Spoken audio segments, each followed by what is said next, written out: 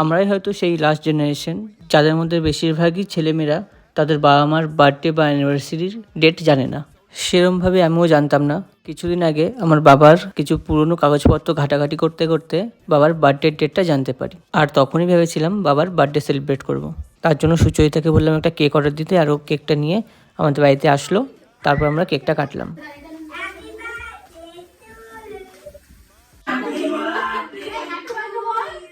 Cake কাটার পর বাড়ির বাচ্চারা বাবাকে কেক খাওয়ালো, এরাই সবথেকে বেশি মজা পেয়েছে। তারপর আমরাও সবাই মিলে কেক খেলাম।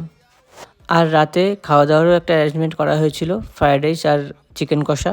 দুই দিদিরা মিলে রান্নাটা করেছিল, সাথে পায়েসও ছিল। এরপর নিচে বসে খাওয়ার জন্য এটা পাতলাম, তারপর বড়দি সবাইকে খাবারটা দিল। বেশ ভালোই হয়েছিল খাবারটা, এর সাথে মিষ্টি আর পায়েসও ছিল। সব শেষে দিনটা ভালোই কাটলো। এরকম ভিডিও দেখার জন্য অবশ্যই চ্যানেলটা ফলো করবে আর একটা লাইক করবে। টাটা।